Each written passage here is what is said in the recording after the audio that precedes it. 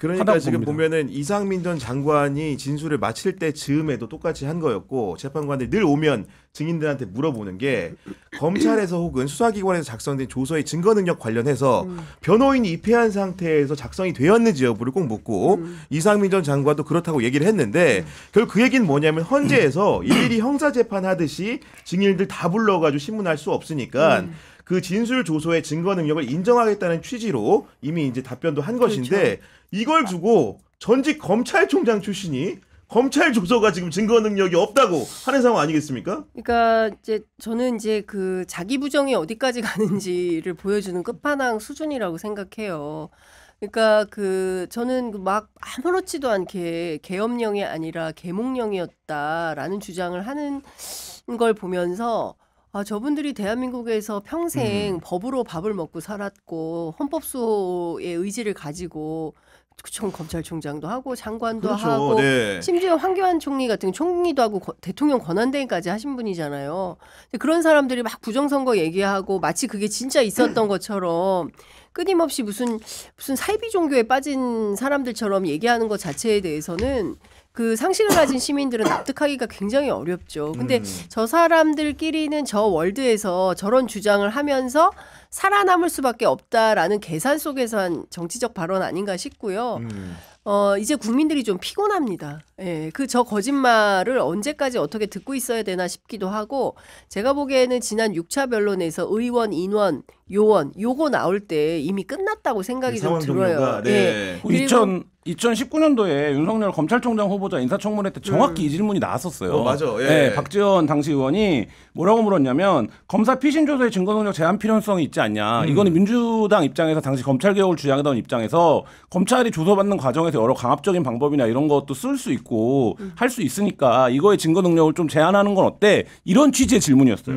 근데 윤석열이 여기 딱 뭐라고 얘기를 했냐면 미국 같이 조서 재판을 완전히 없애게 되면 그래서 끝까지 가게 되면 재판에서 진술을 다 해야 되면 네. 재판 장기와 부작용 등으로 형량이 높아질 수밖에 없고 비용이 워낙 많이 들어갈 수밖에 없다. 왜냐하면 변호사도 오래 써야 되니까. 그렇기 때문에 이 검찰 조서는 증거로 채택되어야 한다. 가 당시 검찰총장 후보자였던 윤석열의 국회에서 한 발언이에요. 그거는 심지어 형사 재판을 두고 네, 얘기해요. 형사 재판도 아니고. 헌법 재판도 아니고. 그리고 본인 말대로 그대로 돌려주면은 본인이 재판을 장기화하기 위해서 지금 네. 많은 사람을 불러다가 지금 조사해야 된다는 거 아니겠습니까? 증인 신청도 네. 더 한다는 거잖아요. 그러니까 근데 이제 피곤할 정도로 이 재판기를 늘리고 그리고 이제 목적은 딱 하나예요. 이제 4월에 있을 문영배 이미선 두 재판관 교체 나가기만 시기에 기다리는 거죠. 그렇죠. 네. 두 사람이 나가면 이제 자기들이 그러니까 저 최상목 부총리를 통해서 뭐 본인들에게 유리한 재판관을 심으려고 하는 건지 어쩐지는 모르겠습니다만 그때까지 이제 재판을 끌리는 만무한 것이고 네. 저는 이런 교란 작전에 뭐 속아 넘어갈 국민은 없다고 생각이 좀 듭니다. 근데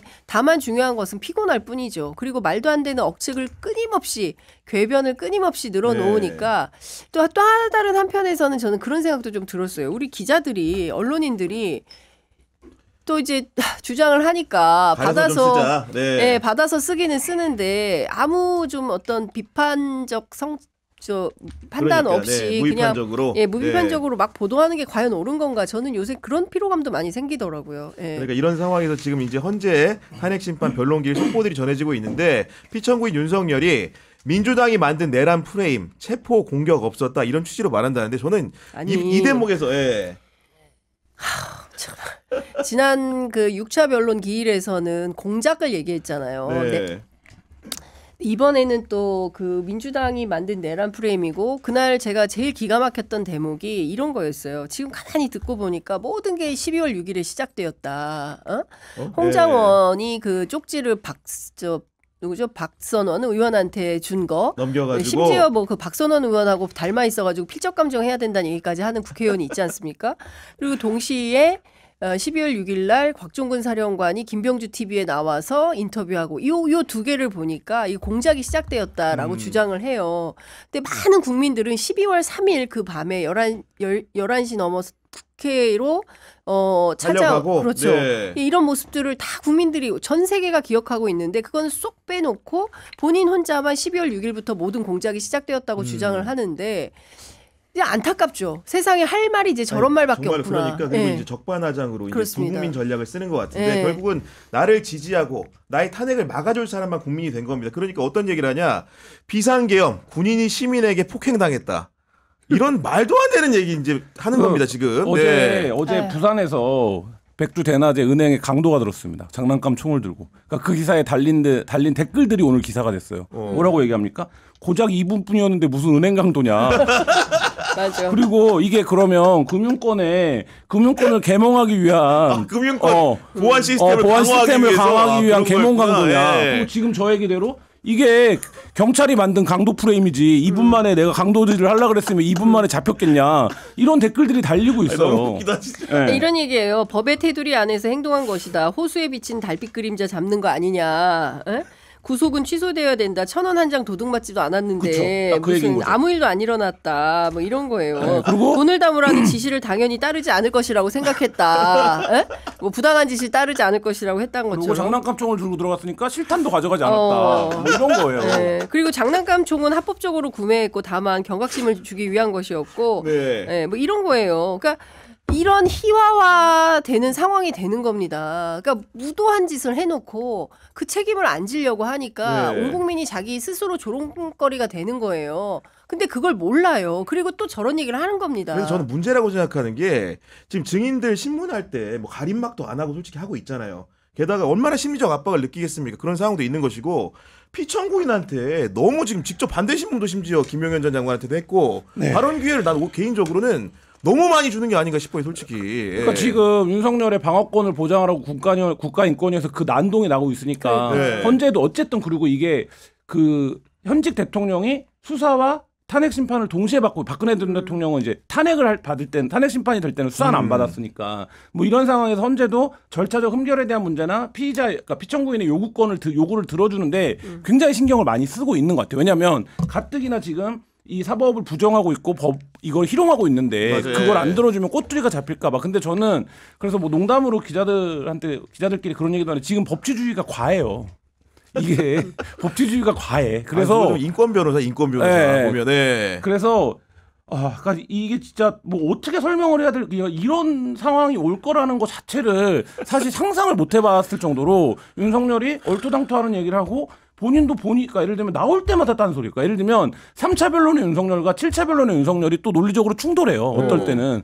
그러니까 본인도 그러니까 아무 말 대잔치를 진짜 그 최고의 한국 사회의 가장 심급 기관이라고 할 수 있는 헌재 변론에서 지금 하고 있는데 이거를 제어할 방법이 없다. 그러니까 예를 들면 이 국면은 어떤 식의 결론으로 수렴되더라도 어떻게 끝나겠죠. 그러면 네. 우리가 지금 이 윤석열이 12월 3일 일으킨 이후에 벌어진 여러 미비점들이 있습니다. 예를 들면 영장이 발부됐는데 이거를 저항할 수 있다? 상상도 못 하잖아요. 그러니까 아무도 못하죠. 예. 집행을 못 해. 예를 들면 저항 때문에 상상을 못 하잖아요. 그럼 이제 이런 경우 어떻게 할 거냐. 그리고 지난번에 수사기관 개혁을 해놨는데 수사기관 개혁을 해놨더니 그 개혁을 할 때 설마 대통령이 내란을 일으키겠어? 라고 생각을 못 했던 거예요. 그래서 그거를 어떻게 수사할 건지 기관의 권한이 어디까지 있는 건지 그러니까, 뭐 이런 네. 부분들에 대한 조정 그러니까 그 사이에서 지금 윤석열이 이렇게 하고 있는 이 태도 뭐 이런 것들을 전반적으로 좀 들여다볼 필요가 있겠다. 그러니까 윤석열이라고 하는 피해자를 얘기하신 대로 인권이 아까 얘기하셨잖아요. 전원위원회에 이제 상정된 안건인데 그 제목 하야 윤석열 대통령의 방어권 보장 권고를 담은 안건인데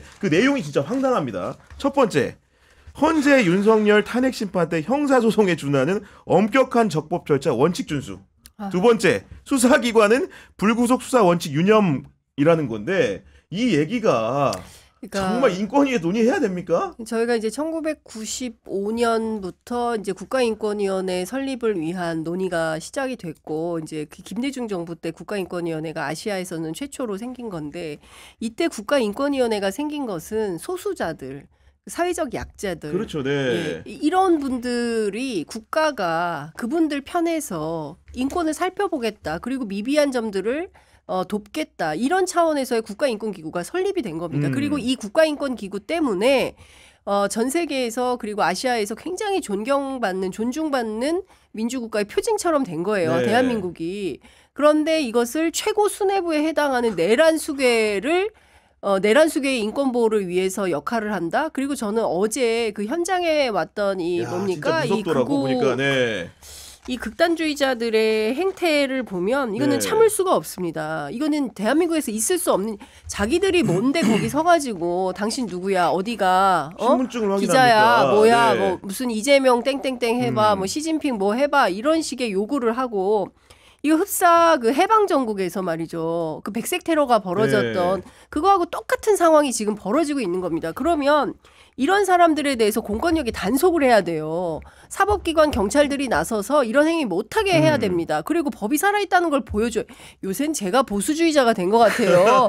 맨날 입만 열면 제가 장윤선 선배가 법치주의를 얘기하고 헌법 준수를 얘기하고 국법 질서를 얘기를 하고 이런 상황이 된 겁니다. 이게 말이 됩니까?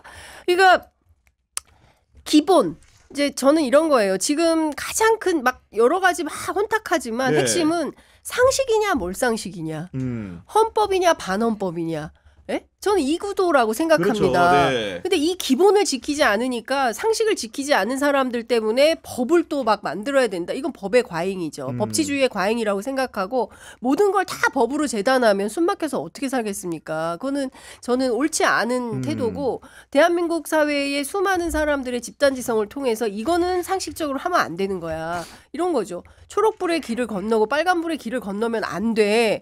이거 법으로 규정 물론 돼 있습니다만 물론 규정은 돼 있습니다만 그거를 꼭 법으로 규제해야 하는 것은 아니잖아요. 근데 이제 윤석열이라는 괴물이 우리 사회를 그렇게까지 만들어 놓은 겁니다. 그러니까 저는 굉장히 심각하고 여기에서 가장 정신 차려서 옳고 그름 시시비비를 가려줘야 되는 집단이 있으니 그건 언론이라고 생각해요. 우리 언론이 끊임없이 양비론적 여기도 조금 저기도 조금 똑같은 크기로 다뤄주고 이것을 기계적 균형이라고 주장을 하는데 그것마저도 못하는 데가 종편인 것 같아요. 그리고 조선일보인 것 같고 그것만 보는 사람들은 그 월드에 사는 거죠. 그렇겠죠. 예, 네. 그리고 그거 유튜브 보면서 와 하고 집회 나가지만 거기에는 가짜 뉴스도 굉장히 많은 겁니다. 매우 심각한 것 같습니다. 그러니까 인권이라는 데가 윤석열의 국선 변호인이 된 것 같고 그렇습니다. 그리고 어제는 또 윤석열 지지자들이 사설 보안관을 자처하면서 신분증 검사까지 하는 상황이었는데 결국 이게 인권위에서만 그치지 않고 지금 보니까 헌재까지 뭐 예를 들면 헌재 불을 지르면 된다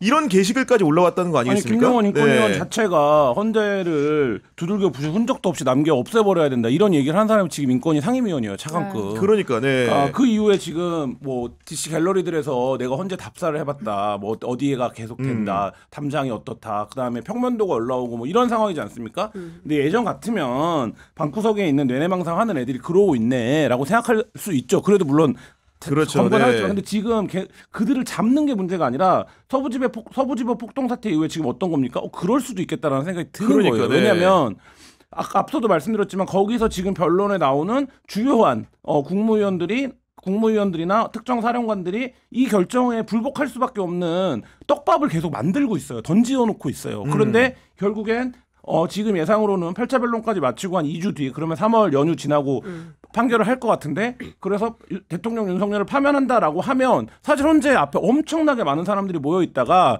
그거를 감당할 수 있겠느냐라는 의문이고 그게 어제 국가인권위 사태에서도 보여주는 겁니다. 왜냐하면 제가 법을 모르지만 어제 그 장면을 보면서 한 서너 가지는 적용할 수 있겠다라는 생각이 들 정도예요. 세 가지 법조가 국가기관에 건조물 침입을 한 거잖아요. 그렇죠. 그리고 어디 가냐 네. 막고 하고 통행방해를 한 거잖아요. 그리고 국가인권위 직원들을 상대로 해서 폭언을 저지르잖아요. 공무집행 방해거든요. 그렇네. 네. 그리고 회의를 방해하려고 하잖아요. 이것도 굉장히 중요한 뭐 업무 방해 이런 것도 될 수 있겠네. 업무 방해죠. 집단적이고 모의하고 기획되어 있는. 그러면 어제 당연히 진보 보수를 떠나서 국가인권위가 독립기관에 어떤 활동을 하는 거는 이것도 떠나서 국가기관에 와서 그런 행위를 하면 바로 현장에서 체포해야 됩니다. 그거를 어제 경찰이 하지 않았어요. 하지 않았고 그 과정이 되다 보니까 어떤 상황이 발생하는 겁니까? 이들이 마치 얘기한 대로 스스로 자기네가 자경단이라고 해요. 이 기자들이 들어오는데. 그러니까 이런 상황이 있는데 예를 들어서 노사정의가 열렸는데 최저임금을 정하는데 민주노총이 이 최저임금안을 받을 수 없다고 엘리베이터 앞에 서갖고 위원 들어올 때 최저임금 1만 원 해보세요 이러고 안 하면 안 들어보내주고 했다고 쳐봅시다. 그렇게 해서 만약에 방해를 했다고 쳐봐요. 가만둡니까? 우리가 바로 장면이 떠오르잖아요. 그렇죠. 다 드러내는 거죠. 대통령 지시대로 4명이 와서 1명씩 드러내는 거죠. 근데 어제 그런 모습을 연출하지 않으면서 이들이 계속적으로 어떻게 생각하고 있는 거냐? 사법이 우리를 그렇게 심하게 터치하지 않아. 이렇게 생각하는 겁니다. 근데 경찰은 어제 뭐라고 해명했습니까? 이게 바뀌었어요. 집회 대응 기조가. 그래갖고 우리는 평화적으로 저지선만 만들고 하고 있는 거라고 설명을 하고 있어요. 그러면 이거는 결국 이들한테 자신감을 심어주는 거예요. 뭐 서부지법 사태 지금 100명 구속시켰다 뭐 이렇게 얘기하고 있지만 네. 여전히 정광훈 유튜브 들어가 보세요. 자기는 죄가 없다 이러고 있어요. 근데 거기가 순회라는 건 지금 만약에 경찰이 정말 의지가 있으면 어떻게 해야 됩니까? 긴급 체포라도 해와야죠. 48시간 후에 풀어주더라도 그런 모습을 보여줘야 이게 제어가 되는데 네. 지금 사법이 이미 좀 상당히 실패했다. 그러니까 제가 인권위가 현재 그 결정 이후에 예고편 같다는 얘기를 했는데 아닌 게 아니라 이미 재판관들을 그 실탄을 가지고 있는 무장 경찰들이 출근부터 퇴근까지 다 이제 보호해야 되는 그 기현상이 발생을 한 것이고 결국은 이런 굉장히 기형적인 경우라는 것은 결국은 이렇게 물리적인 위협을 가할 수 있는 세력들의 준동이 충분히 예비돼 있기 때문에 그런 거 아니겠습니까? 그렇죠. 그렇기도 하고 저는 끊임없이 이제 이 내란 선동이가 전광훈도 내란죄로 다스려야 한다라는 얘기가 있잖아요. 그러니까 끊임없이 이제 내란 선동을 하고 있기 때문에 그런 건데. 전광훈에 대한 뭐 수사를 착수했다라는 보도는 나왔지만 그 다음에 유의미하게 뭐 그 사람을 뭐 긴급 체포하거나 뭐 이런 모습은 보이지 않는 것이고 더 큰 문제는 자기들이 민주화 운동하고 있다고 생각을 한다는 거잖아요. 스스로 그걸 규정하고 있죠. 예, 네. 스스로 그렇게 규정하고 있기도 하고 또 또 한 측면에서는 자기들이 하는 일에 대해서 뭐 서로 독려하고 역할 분담도 하고. 이러면서 또 다른 작전을 모의하고 저는 이게 정당화되고 그리고 공권력으로부터 통제도 안 받고 그러면 이제 무소불위의 상황이 되는 거고 무법천지의 나라가 되는 거죠. 그런데 저는 제일 이상한 게 최상목 경제부총리 대행이에요. 그러면 권한을 가지고 있어서 거부권 행사만 하고 계속 끊임없이 내란 세력에 동조하는 듯한 그런 행태를 보일 게 아니라 본인이 얘기한 대로 국가의 혼란을 막기 위해서 해야 되는 최소한의 조치들이 있는 거잖아요. 그렇죠. 네. 심지어 119 폭동 때도 그냥 잤다는 거잖아요. 그리고 8시간 이후에 보고를 받았다는 거고 이런 걸 보면 근데 정말 그랬을까 싶기도 합니다. 비상연락망이 왜 없겠어요? 근데 정말 몰랐을까? 그래서 대응을 안 했을까 싶기도 하고 여러 가지 의혹과 의심이 생기는 것은 어쩔 수 없는 상황인 것 같고 그런 측면에서 보면 정말 해야 되는 중요한 역할을 하지 않음으로 인해서 그 역할을 해태함으로 인해서 벌어지는 파생되는 그런 문제들이 너무나 많은 거다 이런 생각이 좀 들고 그게 또 불안을 이제 잠식하는 거잖아요. 그렇죠. 네. 오늘 아침에 제가 출근을 하는데 라디오 방송에서 어떤 얘기가 나오냐면 안국역 가실 분들 일찍 서둘러야 된다. 벌써부터 차로가 막히고 있다. 이제 이런 얘기를 새벽부터 해요. 6시 때부터. 그러니까 그만큼 우리 사회가 피로해지는 거예요. 근데 국민들이 이게 오래 가면 정말 지치거든요. 근데 빠르게 종결하는 절차들을 보여줘야 되는데 그걸 하지 않으니까 이 내란이 계속되고 있다. 내란이 끝났다고 볼 수 없다. 이런 생각을 하는 거죠. 그러니까 이게 내란을 규정하는 거에서 특정 지역의 안녕과 평화를 저해하는 행위를 하면 내란인 거잖아요. 근데 제 방학 때 거기 주변에 뭐 역사박물관도 있고 미술관도 있고 이래서 이제 방학 때 애들이 거기를 가는데 거기를 가지를 못하게 해요. 왜냐하면 지금 여기 뭐 이재명 땡땡땡 해봐, 시진핑 땡땡땡 해봐 이거를 아무한테나 해요. 제가 극우 집회 취재에 나갔을 때 행인들한테도 하고 그냥 자기들끼리 신나서 그러고 있는 거예요. 애들한테도 해보고 하고 이러고 있는데 이게 그러면 그 안국동이 굉장히 중요한 우리나라에서 문화적으로 역사적으로 의미가 있는 동네인데 북촌이죠, 북촌. 근데 거기서 수일째 그러고 있는데 지금 공권력이 그걸 통제를 못하고 있는 사실상 통제를 못하고 있는 그러면 우리가 역사책에서 배웠던 백색 테러 무슨 정치 깡패 서북청년단이 어떻게 존재하는 겁니까? 그때도 걔네가 뭐를 일으키면 잡아야 된다고 했어요. 근데 사실상 방조와 방관과 더디게 진행되는 수사에서 얘네가 활개를 치고 다녔던 거 아닙니까? 저는 지금 상황 다르지 않고 이게 그 후에 지금 진행되고 있는 잔존 내란 사태다 이런 생각이 듭니다. 국민